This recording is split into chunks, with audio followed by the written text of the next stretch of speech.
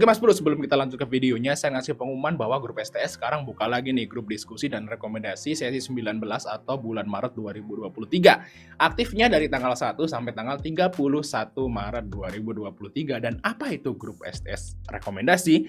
Nah, kita lihat STS yang lagi jalan yaitu STS 18. Di sini kita ada menu swing, ya rekomendasi swing, ada rekomendasi juga untuk scalping saham-saham gorengan. Dan untuk swing ini biasanya saham-saham blue chip aja teman-teman ya. Bagi teman-teman yang sibuk, Mas Bro tetap bisa masuk grup rekomendasi. Nanti kita belinya saham swing aja. Dan bagi teman-teman yang belum jelas tentang STS diskusi dan rekomendasi Maret 2023, Mas Bro bisa langsung kontak aja saya di deskripsi teman-teman ya. Donasinya 100.000, bingung langsung kontak aja, nanti kita akan jelasin sebelum Mas Bro itu memutuskan untuk masuk atau enggak ke grup ini. Oke, kita lanjut ke videonya. Assalamualaikum Mas Bro, ya kembali kita di Fajar Daily dan kali ini kita akan bahas info baru yaitu PT Nusantara Sawit Sejahtera Tbk atau NSSS ya. Kayak RCCC. Oke lah, kita lihat di sini sektornya adalah consumer non cyclicals. Ini adalah saham CPO teman-teman ya. Jadi minyak goreng. Ya, dia itu punya kebun sawit. Terus untuk periode buildingnya sampai tanggal 22 Februari ya, masih book building. Terus untuk harganya 122 sampai 190. Nah, ini saya jelasin dulu di awal. Saham ini mirip dengan saham CBUT. Nah, kayak guys ya, ini yang udah listing yang lalu. Sahamnya CBUT itu sahamnya fundamentalnya sangat busuk dan harganya mahal, tapi dia bisa beggar teman-teman. Nah, NSSS ini sahamnya fundamentalnya jauh lebih bagus daripada cabut, tapi ya mirip-mirip, ya enggak jauh lah ya lebih bagus NSSS daripada cabut. Apakah ini akan ngikutin cabut? Waktu itu saya juga waktu masih pot cabut tuh sangat pesimis nih sama saham ini. Wah, ini sahamnya busuk banget. Cuman dia beggar. Nah, apakah ini mau ngikutin NSSS? Kita akan coba bahas sampai akhir, jangan skip video ini. Next, kita langsung saja ke prospektus. Nah, kalau kita lihat di sini prospektusnya itu UE-nya rame-rame, sama kayak cabut. Jadi ada BRI, Mirai, Sukor, dan Samuel. Mau bisa cek sendiri-sendiri gimana sepak terjang UE ini. Tapi biasanya kalau gabungan itu agak susah istilahnya diprediksi. Kalau dia cuman sendiri masih bisa, cuman kalau gabungan 4 seperti ini sih agak susah. Nah, saya yakin nanti juga kayak cabut ini teman-teman. Cabut ini juga UE-nya rame-rame juga kok. Nah, di sini ya cabut tuh UE-nya ada 4 juga, dari BRI, Maybank, Mirai, dan UOB. Di sini ada 2 yang sama ya. Terus di sini juga ini ada 4 juga. Dan mungkin aja akan seperti cabut di hari pertama langsung volatile lah, nggak akan lock arah teman-teman, karena juga capsnya juga sangat gede juga ya capsnya. Jadi mungkin aja akan seperti ini di hari pertama udah transaksinya udah banyak. Apakah ini akan kayak cabut? Ya nggak tahu, nanti coba akan kita bahas secara lengkap di videonya. Next ya, mungkin role modelnya sama kayak cabut seperti ini teman-teman untuk awal IPO kayak gini. Next, kita lihat langsung aja ke bagian sini teman-teman, yaitu ke nomor 15 tentunya. Nanti Mas Bro kita akan bahas nanti gimana fundamentalnya. Nanti Mas Bro pasti akan sedikit kaget nanti. Nah, kita lihat di sini untuk pemegang sahamnya teman-teman. Ini pengendalian adalah PT Mitra Agro Dharma Unggul. Nah, ini 59% dan yang lain seperti ini teman-teman struktur permodalannya. Terus di sini adalah rencana umum perdana saham. Nah, di sini untuk nilai nominalnya adalah 50 teman-teman. 50 dan yang dijual nanti ke publik adalah sekitar 15%. Nah, harganya 122 sampai 190. Dan sebanyak-banyaknya sekitar dapatnya itu sekitar 600-an miliar teman-teman. Lumayan gede ini guys ya IPO-nya untuk papan pengembangan. Terus di sini untuk bonusnya ada waran teman-teman. Nah, ini yang menarik daripada cabut. Cabut non waran. Sepertinya non waran ya cabut ya.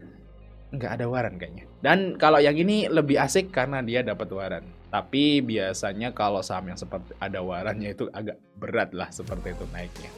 Sih pengalaman saya aja.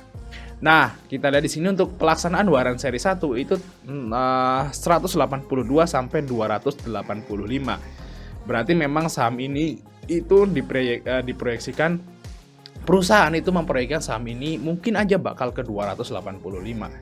Jadi istilahnya ya minimal cuan 35% mungkin ya, arah sekali lah seperti itu ya, karena patokan warannya juga istilahnya di atas harga IPO. Semoga aja dealnya IPO di 122 ya. Kalau di 190 mungkin agak berat udah ya naiknya. Tapi kalau di 122 mungkin masih menarik ini saham buat dibeli. Next kita lihat untuk rencana penggunaan dana yaitu nomor 16 di sini. Ini adalah rencana penggunaan dana. Ini adalah anak usahanya teman-teman ya. Di sini PT Benua Sawit Perdana itu adalah anak usaha dari NSSS yaitu sekitar 29% untuk membangun fasilitas pabrik kelapa sawit di atas lahan seluas 40 hektar. Nah, dengan kapasitas produksi 60 ton tandan buah segar per jam. Wow, mantap ya. Gede banget nih berarti. Nice, terus sekitar segini untuk belanja modal ya. Alasan bla bla bla, Mas bisa di sini untuk efisiensi bisnis favorit ya. Terus untuk 9% digunakan untuk modal kerja dalam pembelian pupuk. Nah, berarti untuk membuat pabrik baru, menanam menanam sawit baru dan untuk beli pupuk. Nah ini yang kedua juga digunakan oleh anaknya juga yaitu BSSU sekitar 47% digunakan untuk kebutuhan biaya modal ya capex juga untuk penanaman sawit baru. Nah, istilahnya kalau yang udah saya simpulkan di sini dari rencana penggunaan dananya itu untuk membuat pabrik baru dan menanam sawit baru. Nah, otomatis ini juga berita bagus ya buat kedepannya si perusahaan ini. Kalau nanam sawit baru kan kesimpulannya nanti di masa akan datang akan tumbuh dan berbuah tandan baru seperti itu dan akan menambah pendapatan dari PT-nya ke depannya. Oke, terus selanjutnya adalah nomor 21 dan dia mau bagi dividen teman-teman ya. Kita lihat ya kebijakan dividen seluruh saham perseroan yang telah ditempatkan setelah penuh termasuk saham baru ditawarkan dalam rangka bla bla bla sesuai dengan peraturan undangan di sini Mas Bro lihat di sini ya. Setelah penawaran umum pada saham ini mulai tahun buku 2024 dan seterusnya dengan memperhatikan keputusan para pemegang saham akan membagikan 30% dari laba tahun berjalan yang bersangkutan. Berarti minimal perusahaan ini akan bagi dividen di tahun 2025. 2025 ya. 2 tahun lagi baru bagi dividen teman-teman. Next, kita langsung lihat aja ke nomor 38 yaitu hutangnya. Nah, ini yang saya bilang perusahaan ini mirip dengan Cabut. Cabut itu hutangnya gede banget, bahkan DER-nya itu 1.600% waktu itu. Waktu itu saya bahas ya. Kalau si ini juga hutangnya gede, tapi nggak segede Cabut. Di sini hutang gedenya itu di liabilitas jangka panjang, teman-teman. Kita lihat di sini ya, di sini. Total liabilitas jangka panjang yaitu sekitar 2 triliun. Di sini kalau kita lihat dalam jutaan rupiah. Jadi dalam jangka panjang perusahaan ini itu mempunyai hutang yang sangat besar.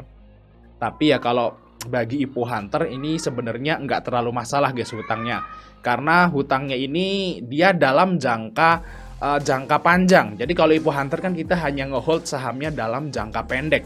Jadi sebenarnya kalau IPO ini aman buat IPO Hunter, tapi tidak aman buat investornya. Seperti itu guys. Nah bisa dipahami di sini ya. Jadi nggak masalah hutangnya gede, buat IPO Hunter mah kan cuman ngehold mungkin paling lama juga seminggu atau 2 minggu lah kalau mau IPO Hunter. Atau mungkin hari pertama juga udah sell juga. Jadi it's no problem hutang ini teman-teman. Next, terus selanjutnya adalah nomor 48. Ya di sini rasio keuangannya dari aset lancar segala macam. Nah, kita lihat di sini total liabilitas. Nah, kita lihat di sini hutangnya enggak turun-turun teman-teman dari tahun 2019. Ya di situ-situ aja hutangnya. Terus untuk di sini dan ini Mas Bro ya, hutangnya sekitar 2,3 triliun. Dan 2 triliunnya itu adalah hutang jangka panjang. Jadi yang perlu diperhatikan adalah yang sekitar 300 miliaran ini. Jadi istilahnya dalam jangka pendek perusahaan ini aman, nggak bakal disuspend kayak Waskita, gitu ya. Nice, terus apalagi? Ya aset, oke. Kita langsung aja ke bagian ekuitas. Nah di sini ekuitasnya ya juga sebenarnya nggak gerak juga tahun 2022-nya ya. 2021 ke 2022 sebenarnya nggak gerak, tapi ada peningkatan yang signifikan dari tahun 2019. Nah, mungkin ini peningkatannya ini kalau kita lihat di tahun 2021. Di tahun 2021 itu CPO itu ATH teman-teman. Kalau Mas Bro ingat-ingat di tahun 2021, 2022 itu harga minyak goreng melambung tinggi ya, makanya ibu-ibu pada protes. Nah, saat itulah perusahaan-perusahaan CPO itu untung gede. Jadi nggak hanya NSSS, semua perusahaan CPO itu untung lumayan gede di saat harga CPO itu ATH-nya, teman-teman. Nah, makanya dia ekuitasnya naik 2 kali lipat waktu itu. Nice, terus lanjut ke bagian laba usaha, teman-teman. Nah, di sini bener ya, di tahun 2021 itu labanya langsung loncat gila ya. Dari 1,176 miliar ke 538. Ini naik 3 kali lipat profitnya setahun. Mantap ya. Memang lagi oke nih tahun 2021 ini. Dan awal 2022 juga masih oke. Kalau kita lihat di sini sampai bulan September ya 2022 dibanding 2021 ada penurunan. Di tahun 2022 itu harga CPO turun kok. Jadi kalau kita lihat di bursa kita juga di tahun 2022 akhir tuh saham-saham CPO kan pada turun ya, pada rontok dari ATH-nya. Ya memang CPO-nya pada turun, teman-teman. Jadi ini kejadian yang wajar kalau profitnya turun. Kalau nggak wajar itu di tahun 2021 profitnya malah turun, itu nggak wajar perusahaannya berarti. Ini wajar berarti ya. Nice, terus selanjutnya kita lihat. Nah, kalau kita lihat di sini teman-teman, ya, kenapa perusahaan itu hutangnya bisa gede. Nah, Mas Pul lihat di sini. Ternyata tahun 2019 dan tahun 2020 itu ya, laba ruginya ya itu rugi, teman-teman ya. Laba rugi per tahun berjalan itu rugi. Tahun 2019 itu rugi 240 miliar. Dan di tahun 2020 ini sebenarnya juga bebannya itu gede. Jadi untungnya itu sangat kecil, teman-teman. Ya mungkin aja itu yang menyebabkan perusahaan ini itu hutangnya gede. Mungkin aja tahun 2018 ke bawah itu dia rugi juga. Bisa dipahami di sini ya. Mungkin ini nggak kelihatan kan. Nah mungkin 2018, 2017 dan ke bawahnya itu mungkin sering rugi. Makanya hutangnya bisa gede. Biasanya kalau perusahaan yang rugi-rugi seperti itu buat nutup operasional, buat dia tetap berjalan karena rugi, dia hutang. Seperti itu teman-teman, makanya hutangnya bisa bengkak. Jadi kalau perusahaan yang hutangnya itu gede, berarti di masa lalu dia sering rugi. Seperti itu teman-teman ya. Nice, bukan berarti perusahaan yang di masa lalu rugi di masa yang akan datang itu jelek. Itu juga nggak selalu seperti itu ya. Bisa aja juga bagus nantinya turn around. Nice, terus langsung ke bagian 65. Kita lihat. Nah, ini adalah penjualannya, yaitu dari CPO, PK, TBS. Nah, CPO ini adalah crude palm oil atau minyak mentah kelapa. Nah, kalau PK ini adalah palm kernel, yaitu minyak inti kelapa atau minyak kernel ya. Di sini guys, saya jelasin dulu. Terus TBS ya. TBS ini adalah tandan buah segar. Berarti habis metik dari pohon. Nah, habis metik dari pohon itu bisa langsung dijual ke perusahaan lain. Tapi dia porsinya kecil ya. Yang paling gede itu adalah penjualan udah dalam bentuk minyak. Nah, apa bedanya CPO dan PK? Nah, Mas Bila di sini ya. Saya jelasin di sini sebentar. Yang jadi CPO itu ini nih Mas Bro. Itu dari mesokarp. Jadi CPO ini diekstrak dari mesokarp ya, tentu aja pakai mesin ya. Pakai mesin nanti jadi CPO atau crude palm oil. Yaitu di ininya Mas Bro. Kalau kelapanya itu berarti kulit kelapanya guys. Ya, yang suka buat kulit kelapa buat apa ya? Buat sabut tuh ya. Sabut ya. Nah, untuk PK-nya yaitu ngelolanya dari ini ya. Ini adalah plum kernel ya, plum kernel atau palm kernel. Nah, seperti itu. Ini bisa dimakan, teman-teman. Nah, ini sama kayak makan kelapa. Kalau kita makan kelapa itu intinya ini bisa dimakan dan bisa diolah juga jadi minyak kernel. Ya, minyak kernel kelapa. Ini ngelolanya buatnya itu sama kayak buat VCO atau virgin coconut oil, minyak kelapa. Nah ini ya, dan fungsinya hampir mirip juga sama VCO.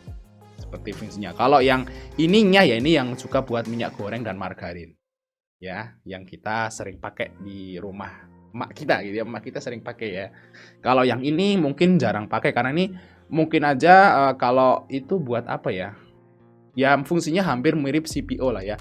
Ya bisa juga digunakan buat masak, cuman kebanyakan sih mungkin pakai kosmetik lah seperti itu mungkin ya. Nice, kita langsung aja bahas langsung. Ini mungkin teman-teman yang kerja atau di kerjaannya tentang sawit mungkin lebih paham untuk menjelasin. Dan ini bisa dimakan kok. Yang ini bisa dimakan. Dan kalau diekstrak juga bisa jadi minyak, yaitu minyak PK tadi. PKO, minyak PKO. Oke, kita lihat langsung ke bagian kegiatan usaha nomor 428.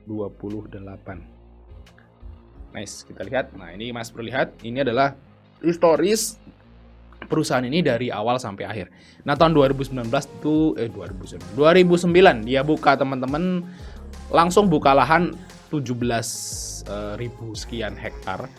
Ya, di sini dapat izin HGU. Jadi semua hampir semua, kayaknya semua deh. Semua perusahaan sawit itu HGU.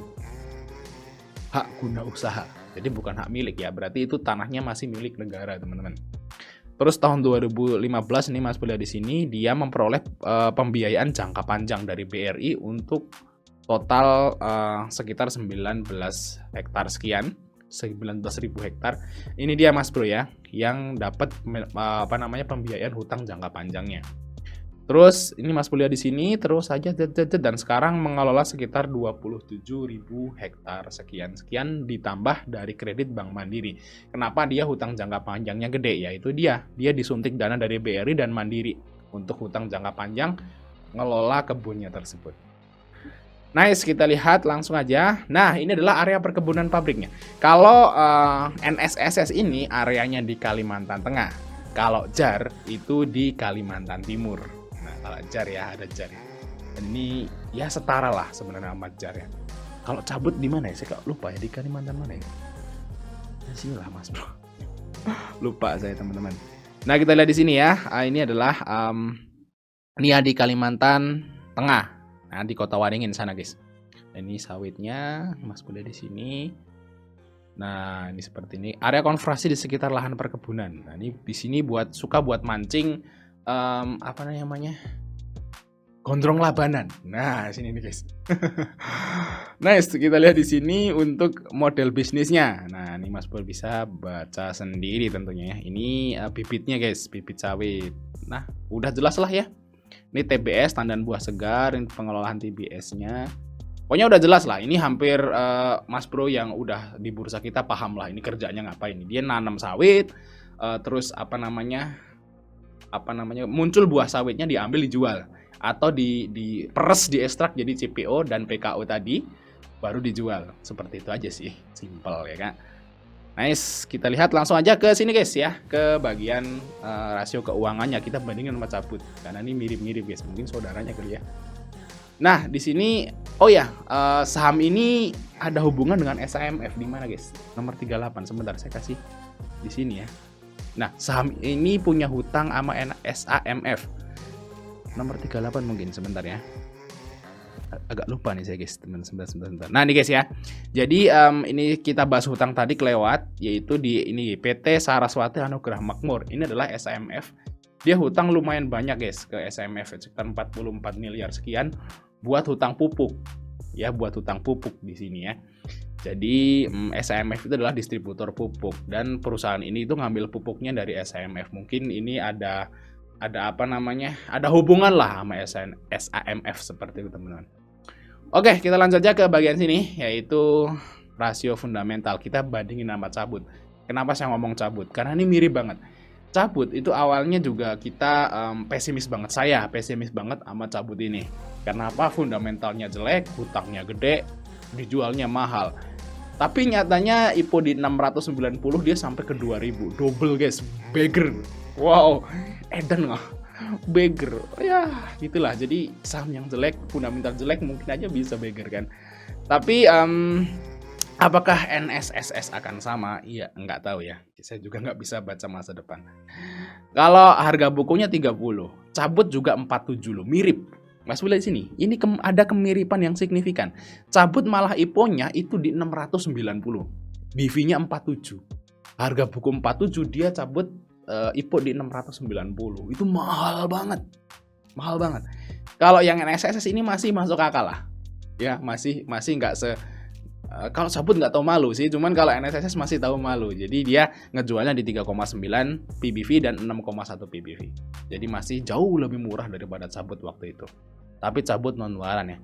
Untuk ini guys ya. Terus untuk pernya itu 38. Nah, ini sebenarnya mirip nih pernya. Waktu cabut IPO juga pernya sekitar 30-an guys. Terus untuk dernya nih. Dernya ini yang gede guys. Hutang NSSS itu 368% dari ekuitas. Tapi dia kebanyakan hutangnya jangka panjang teman-teman. Jadi agak sedikit aman. Kalau cabut ini sebenarnya yang agak bahaya teman-teman. Tapi nyatanya juga beggar. Ya enggak? Nice, terus untuk ROE-nya ini 10% ya return of equity-nya. Kalau cabut ini ROE-nya memang gede banget. Kenapa ROE cabut bisa gede? Karena ekuitasnya sedikit. Ekuitasnya kecil, hutangnya yang gede. Makanya ROE-nya bisa gede. Terus EPS-nya segini teman-teman. Dan untuk caps-nya ini mirip cabut juga. Ya, cabut waktu IPO itu caps-nya sekitar 1,8T atau 2T lah. Seperti dan ini mirip juga guys sama si cabut. Apakah nanti akan kayak cabut? Ya, moga aja ya, mungkin aja. Kalau kesimpulannya sih karena ini ada warannya, saya akan ikut IPO ini teman-teman. Dan ya tentu aja, tapi saya nggak akan berharap kayak cabut juga. Saya misalnya cuan ya, saya akan bungkus seperti itu. Karena kalau dengan IPO yang agak gede seperti ini, kemungkinan sih jatahnya juga gede, agak gedean juga ya. Agak gedean juga. Jadi istilahnya ya cuan beberapa puluh persen juga udah 10%, 20% udah. Kalau jatahnya gede kan udah alhamdulillah gitu ya, kita bisa bungkus. Ya syukur-syukur kalau bisa kayak cabut seperti itu, tapi saya nggak berharap karena itu ya berharap ke hal yang istilahnya agak sedikit riskan ya. Kita berharap pada gini, saya beli saham fundamental jelek, harganya mahal, saya berharap beggar. Itu kan agak sedikit nggak masuk akal dan memaksakan diri. Lebih baik kita berharap itu pada saham berfundamental bagus, harganya murah, saya harap beggar. Nah itu lebih masuk akal mas bro. Ya, oke, mungkin itu aja dari kita. Jangan lupa untuk like dan subscribe. Sampai ketemu di video berikutnya teman-teman.